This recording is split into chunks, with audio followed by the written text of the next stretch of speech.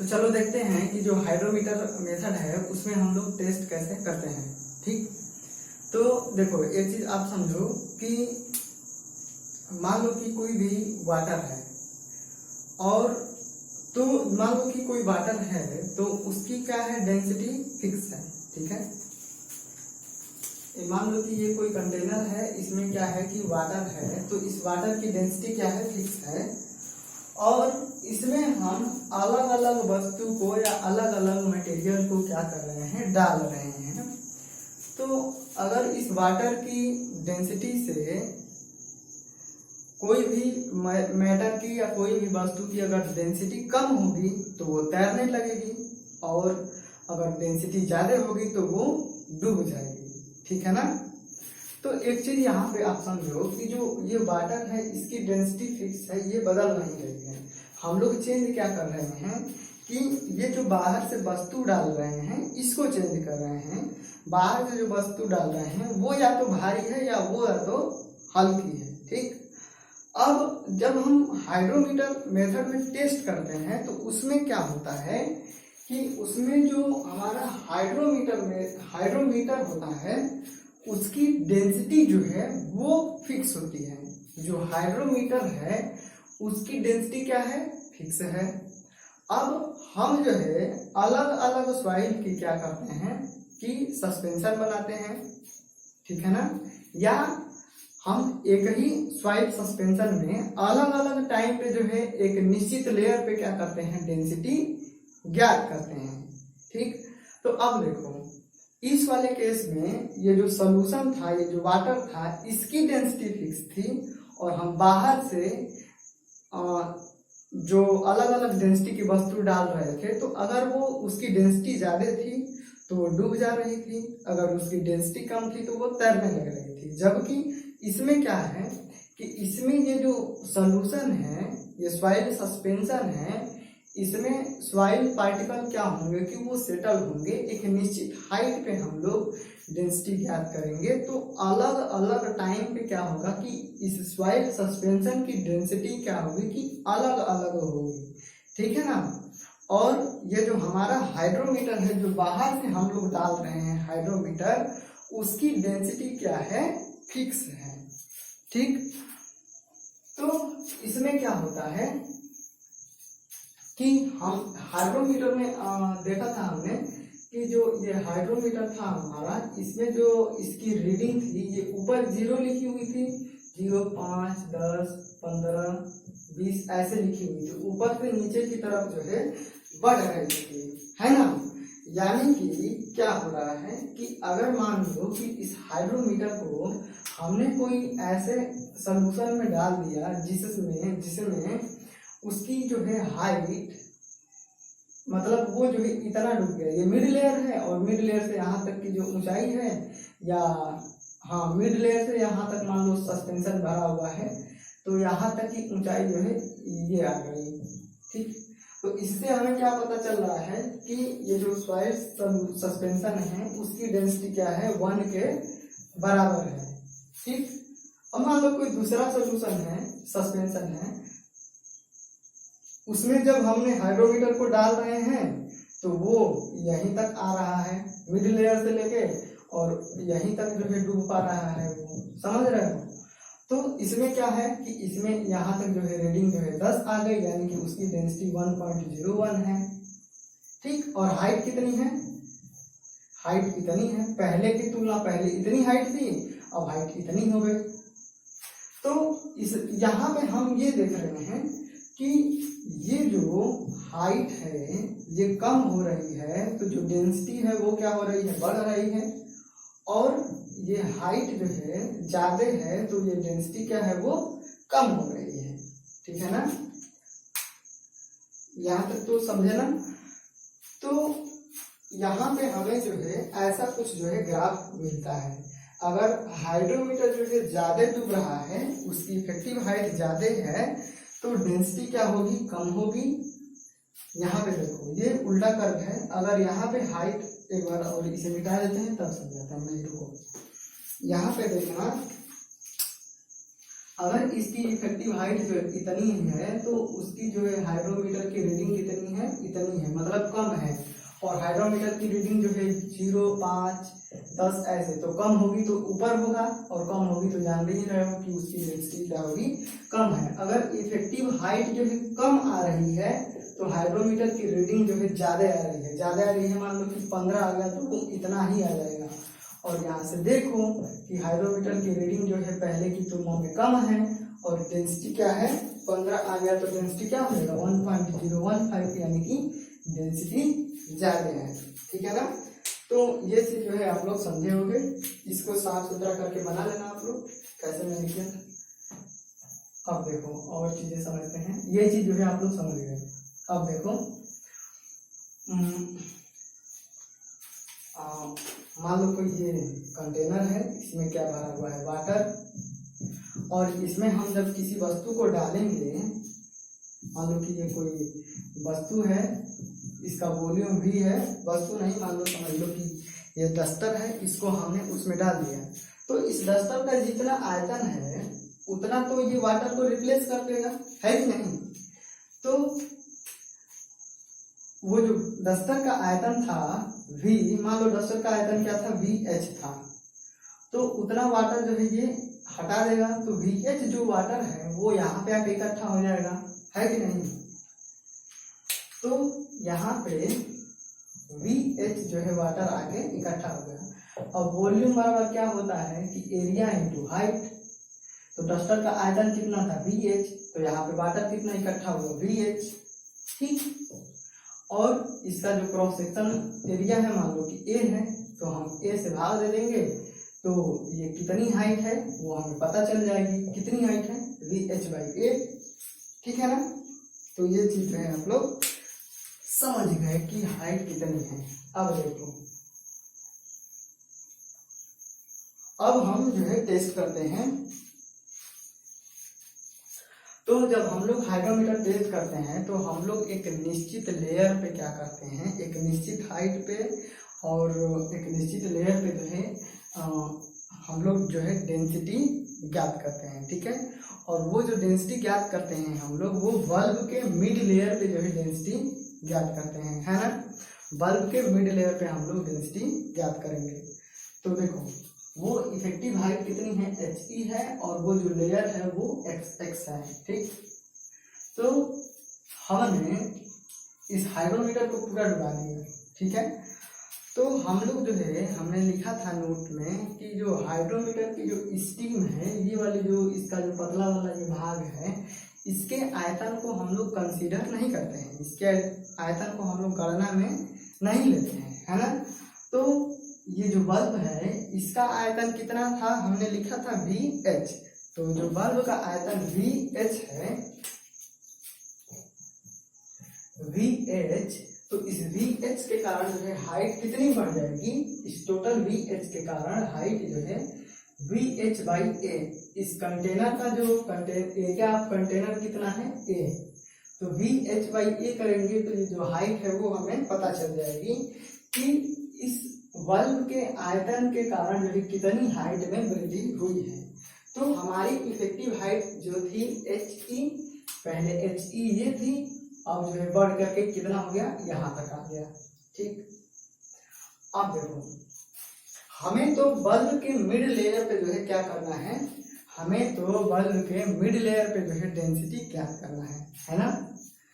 तो यहाँ से अब देखो, यहाँ से पूरा जब हमने इसमें हाइड्रोमीटर को डुबो दिया, तो यहाँ से लेकर के और इस बल्ब के नेक तक जो हाइट है वो क्या है H है, ठीक है। और जो बल्ब का हाइट था, हमने बल्ब का हाइट आपको लिखा था, कितना था बल्ब का हाइट, वो H था, ठीक है। बल्ब का हाइट कितना था, H था। तो यहाँ से लेकर के और बल्ब के मिड लेयर तक जो कितना हाइट हो गया H/2, क्योंकि बल्ब का पूरा हाइट कितना है H, बल्ब का पूरा हाइट कितना है H है, तो इसके मिड लेयर तक हाइट कितना हो जाएगा H/2 हो जाएगा, है ना। अब देखो, अब हमें जो है बल्ब के मिड लेयर पे ही डेंसिटी ज्ञात करनी है, तो हमने जो है ये जो लेयर था वो यहाँ तक जो है तो यहाँ तक जो है ये तो हमने हाइड्रोमीटर को डुबोया है ना। तो इस हाइड्रोमीटर के कारण क्या होगा कि ये जो लेयर है, हाइड्रोमीटर के कारण जो है जो लेयर है वो वास्तव में क्या होगी कि वो उस जहाँ थी वो पहले जो थी उससे क्या होगी कि वो ऊपर उठ जाएगी। ठीक है, पहले लेयर जो है ये x जो है पहले यहाँ थी हमने, ठीक है, हम जब इसको कर रहे हैं तो ये जो है लेयर पहले यहाँ थी, लेकिन इस बल्ब के जो बल्ब का आयतन है वो कितना है, VH है, ठीक है ना। तो इस बल्ब के आधे आयतन के कारण इतना बल्ब डूबा हुआ है इस लेयर पे, तो ये क्या करेगा, अपने आयतन के बराबर क्या होगा, ये वाटर को रिप्लेस करेगा ना। तो ये जो लेयर होगी वो उठ करके जो है यहाँ पे आ जाएगी। ठीक है, समझ पा रहे हैं। तो वो जो लेयर होगी ये पहले वाली वो कहाँ चली जाएगी, यहाँ पे। तो इस पूरे का आयतन था, पूरे बल्ब का आयतन कितना था, VH था। तो आधे आयतन के कारण कितना हो जाएगा, आधा आयतन कितना हो जाएगा, VH/2। तो इस आधे आयतन के कारण जो है हाइट में वृद्धि कितनी हो जाएगी, VH/2 × A। समझ रहे हो। तो इतनी जो है हाइट में चेंजिंग हो जाएगी। ठीक है ना। तो अब देखो हम लोग इफेक्टिव हाइट कैसे ज्ञात करेंगे। इफेक्टिव हाइट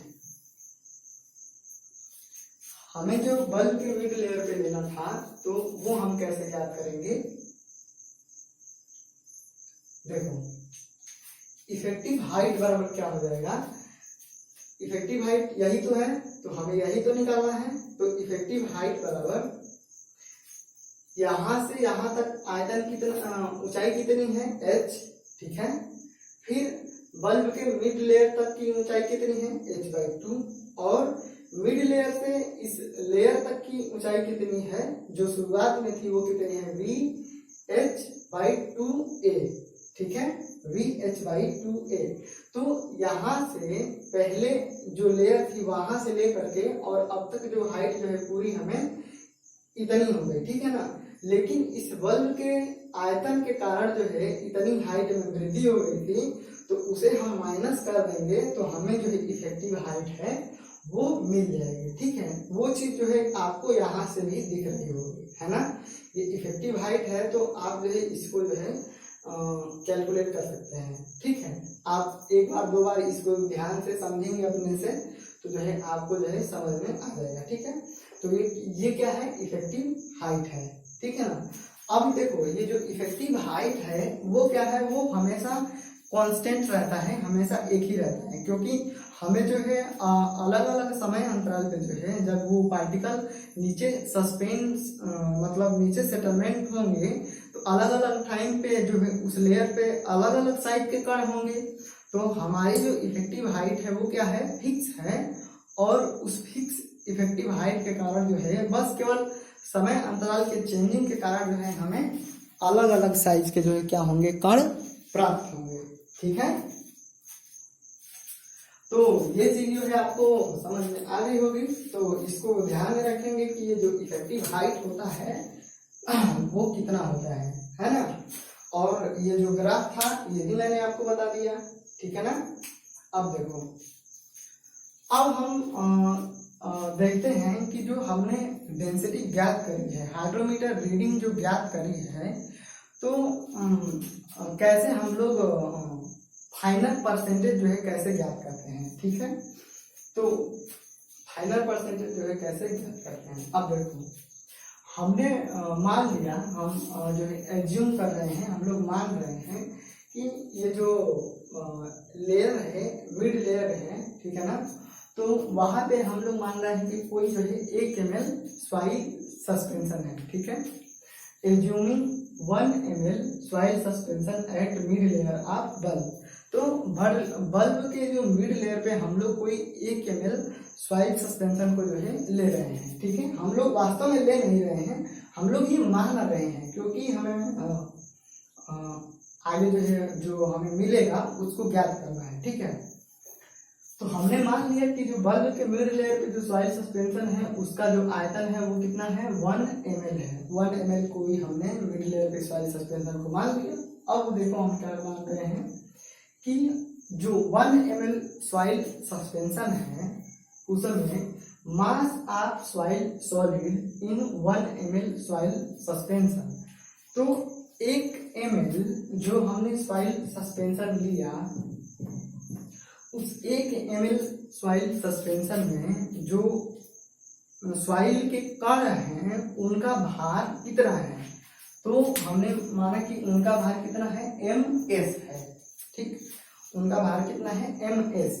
अब यहाँ पे हम लोग ये कैलकुलेट कर रहे हैं कि जो 1 ml सॉइल सस्पेंशन में जो सॉइल के कण हैं उनका द्रव्यमान ms है, तो उन ms कणों का जो है भार कितना है, अरे सॉरी आयतन कितना है। ठीक है, तो हमने शुरू में पढ़ा था कि जो स्पेसिफिक ग्रेविटी है वो गामा s अपन गामा w होता है, और गामा s क्या होता है, गामा s को हमने वहां पे लिखा था ws, ठीक है, अपन vs। ठीक है ना, आप जब शुरू में देखेंगे तो आपको पता चलेगा। और ये जो गामा w है इसको हमने लिखा था weight of water upon volume of water, यही चीज तो लिखा था। तो हम यहाँ पे मास जो है कंसीडर कर रहे हैं, तो इस W को का हम लिख देंगे मास लिख देंगे। ठीक है, तो ये क्या बन जाएगी, सारी की सारी डेंसिटी बन जाएगी, और यहाँ पे W को भी क्या लिख देंगे mW लिख देंगे, तो ये मास ऑफ वाटर हो जाएगा। और ये गामा W जो हम डिनोट कर रहे हैं वो क्या बन जाएगी, वो डेंसिटी बन जाएगी। ठीक है, तो हम लोग ये लिख रहे हैं, ठीक है ना, तो ms अपन vs हो जाएगा। और इसको जब सॉल्व करेंगे तो ये क्या हो जाएगा, क्या हो जाएगा, ये हमें तो vs ज्ञात करना है। ठीक है ना, तो इसको जब आप सॉल्व करोगे तो vs बराबर क्या हो जाएगा ms अपन g गामा w हो जाएगा। ठीक है, तो ये जो है यही निकल के आ जाएगा। तो 1 ml सॉइल सस्पेंशन में जो सॉइल सॉलिड है उनका मास ms है और उनका आयतन कितना है vs है। ठीक है, तो vs जो है ऐसे आ गया यहाँ पे इस विधि से। ठीक है, अब देखो हमने तो जो सैंपल माना है वो तो 1 ही ml माना है ना, 1 ml। तो इसमें जो है जो सॉइल के कणों का जो है आयतन है वो vs है, और उस 1 ml सॉइल सस्पेंशन में सॉइल के कण भी होंगे और वाटर भी होगा, तो वाटर का आयतन कितना है vw है। ठीक है, तो वही चीज हमने यहाँ पे लिखा है कि 1 ml जो है सॉइल सस्पेंशन है, 1 ml सॉइल सस्पेंशन है, उसमें जो है मृदा के कणों का आयतन कितना है vs है, और जो वाटर है उसका आयतन कितना है vw है। तो वाटर का आयतन कितना हो जाएगा, इसको जब आप पक्षांतर कर दोगे तो 1 माइनस vs हो जाएगा। ठीक है, अब देखो यहाँ पे हम फिर निकालते हैं वॉल्यूम ऑफ वाटर। ठीक है, अब वाटर का आयतन कितना है, तो यहाँ से ये देखो वॉल्यूम ऑफ वाटर दिख रहा है 1 माइनस vs, 1 माइनस और vs की जगह पे क्या है ms अपन g गामा w।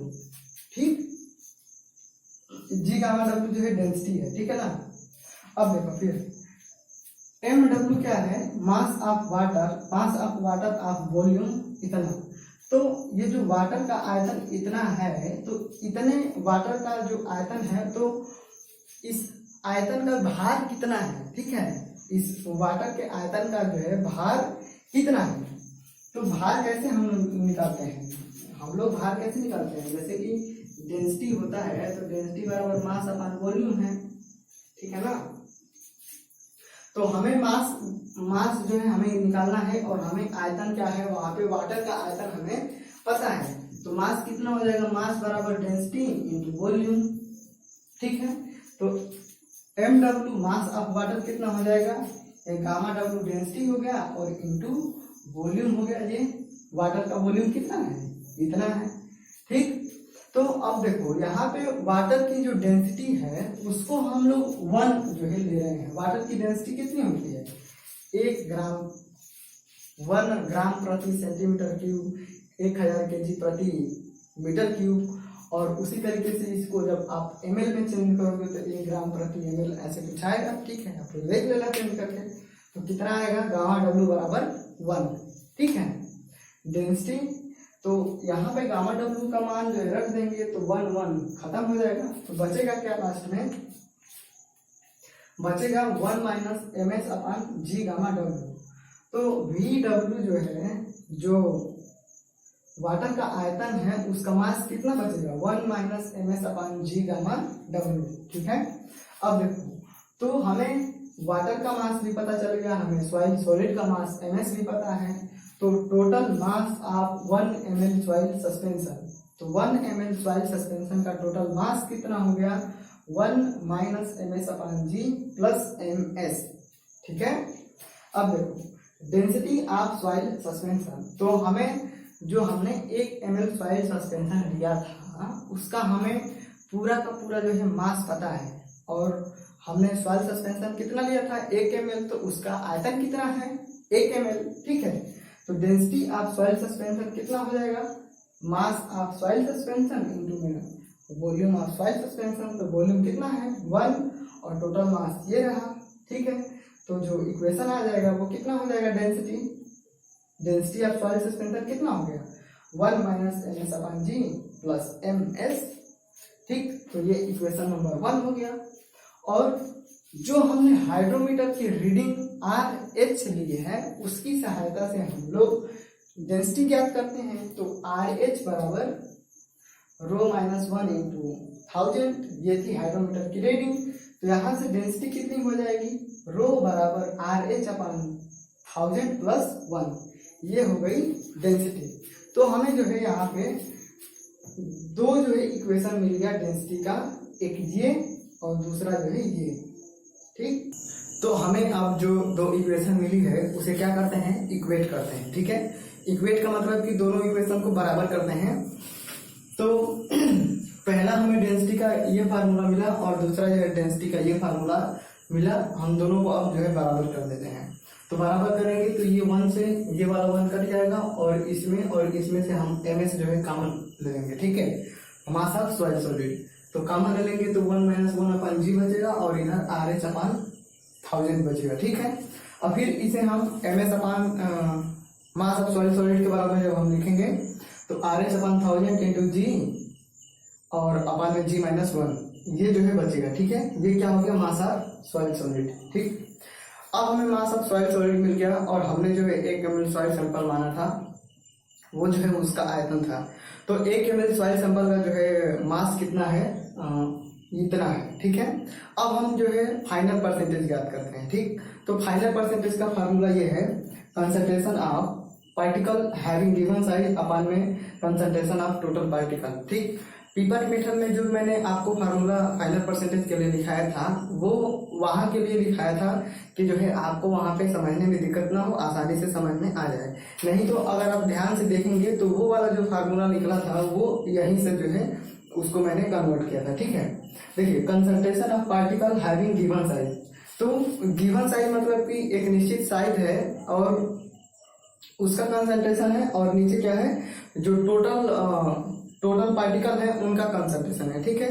तो वहाँ पे पीपेट मेथड में जो फार्मूला लिखा हुआ था, ठीक है, तो वहाँ पे पीपेट जो पीपेट था उसमें उपस्थित कणों का कंसंट्रेशन लिखा हुआ था, ठीक है ना।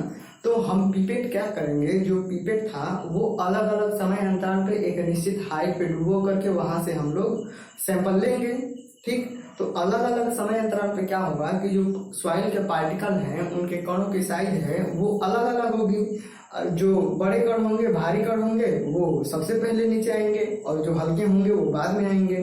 तो अलग अलग समय अंतराल पे कणों की साइज क्या हो रही है, चेंज हो रही है, ठीक है। तो वही लिखा था और नीचे लिखा था कि जार का कंसंट्रेशन, यानी कि जितने भी जार में सॉइल पार्टिकल हैं उनका कंसंट्रेशन था, ठीक है ना।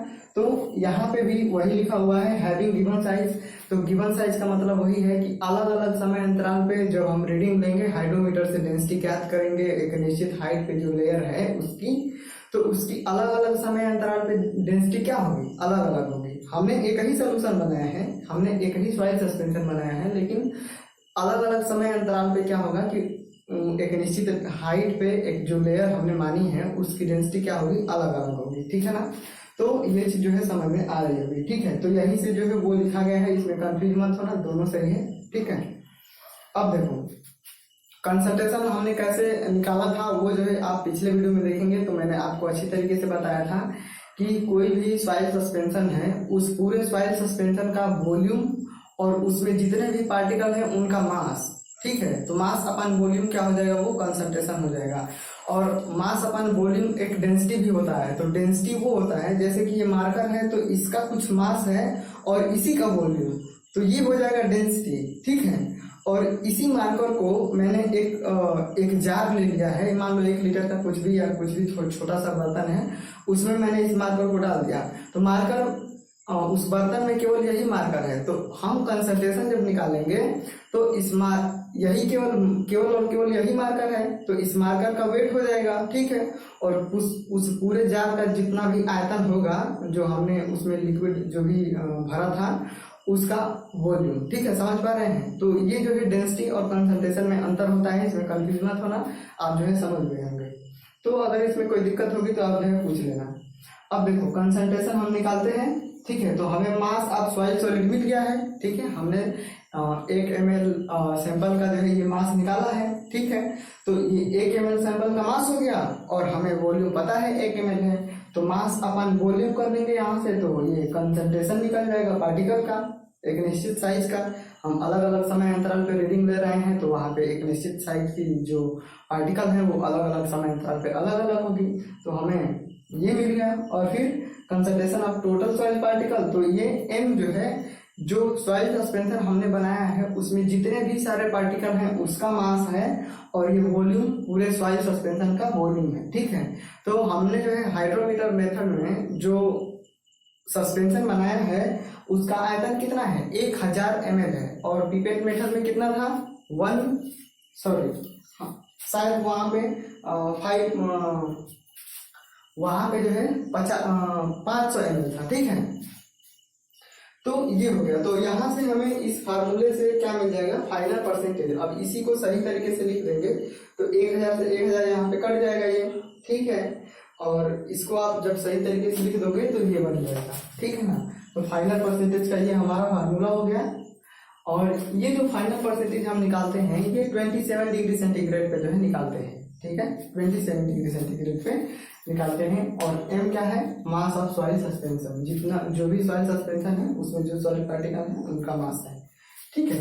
तो अब यहाँ पे ये जो फार्मूला निकला है इसको जो है याद रखना है, क्योंकि इस पे सवाल आते हैं और ये ऑब्जेक्टिव में भी पूछता है, ठीक। तो यहाँ पे ये फार्मूला याद रखना है। और इसके पीछे जितने भी सारे मैंने आपको प्रोसेस बताया कि कैसे ये फार्मूला आया है उसको जो है आपको याद नहीं रखना है। केवल मैंने आपको इसीलिए बता दिया कि जो है आपको ये वाला फार्मूला जो है याद करने में आसानी हो, क्योंकि अगर आप प्रोसेस नहीं समझे रहते हैं तो याद करने में दिक्कत होती है। देखो मुझे तो दिक्कत होती है, इसलिए मैंने आपको बता दिया, नहीं तो मैं तो बस केवल आपको यही फार्मूला दिखा देता, काम बन जाता मेरे। मैंने जो अभी तक तो 1 घंटे का वीडियो हो जाएगा हाइड्रोमीटर में ही, हाइड्रोमीटर 10 मिनट में खत्म हो जाता अगर मैं केवल यही फार्मूला दिखा देता तो, ठीक है। तो मैंने इसलिए बता दिया ताकि आपको समझ में आ जाए और फिर याद जो है आसानी से हो जाए, उसमें दिक्कत ना हो, ठीक।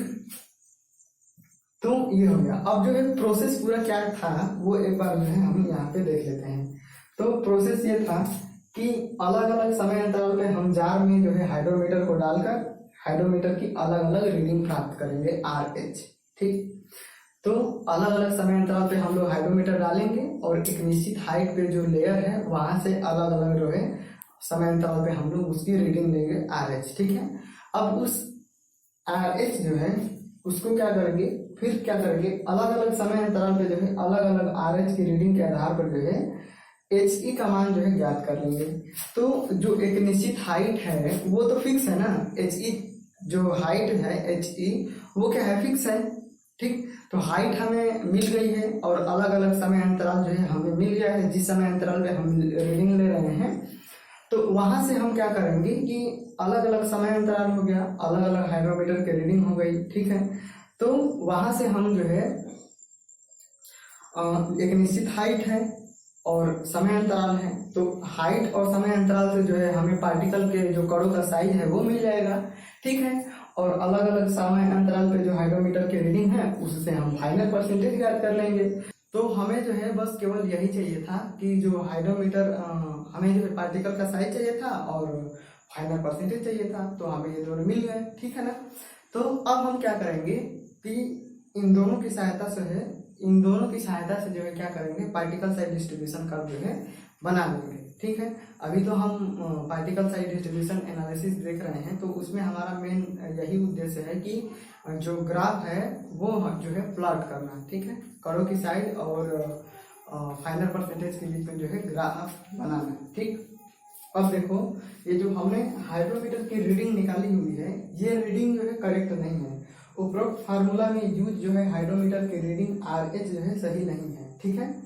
तो ये जो हाइड्रोमीटर की रीडिंग हमने यूज किया है ये करेक्ट नहीं है, एक्यूरेट नहीं है, ठीक है। तो इसको करेक्ट नहीं है तो इसे हम क्या करेंगे, करेक्ट करेंगे, ठीक है। इसका हम करेक्शन करेंगे और वो करेक्शन हम इसके अगले वाले वीडियो में देखते हैं, ठीक है। क्या है वो करेक्शन, तो देखो हम लोग जब कोई भी चीज पढ़ते हैं तो उसमें आपने देखा होगा कई सारे फार्मूले डिराइव किए होंगे, तो उसमें कोई जो कोफिशिएंट होता है या कोई जो वैल्यू होती है वो जो है छोड़ दी जाती है, ठीक है ना। थोड़ा सा बड़ा भी रहता है तो वो छोड़ दिया जाता है, फिर कहीं कहीं पे इतना जो है इतना मिनिमम लेवल तक जो है उसको कंसीडर किया जाता है, इतना एक्यूरेसी देखा जाता है कि आप मतलब सोच नहीं सकते। तो वो जो है यूज के आधार पे डिपेंडेंट है, जहाँ पे ज्यादा यूज की जरूरत है, जहाँ पे ज्यादा सेफ्टी की जरूरत है, जहाँ पे ज्यादा जरूरत है वहाँ पे हम एकदम मिनिमम लेवल को कंसीडर करते हैं, और जहाँ पे ज्यादा खतरा नहीं है वहाँ पे हम लोग छोड़ देते हैं। तो यहाँ पे जो है अब हाइड्रोमीटर की रीडिंग जो है इसको हम करेक्ट करेंगे। देखो कितना हम जो है मतलब सूक्ष्म लेवल पे जा रहे हैं, ठीक है ना। तो ये खत्म हो गया। अब हम अगले वीडियो में जो है हाइड्रोमीटर का जो करेक्शन है वो पढ़ते हैं।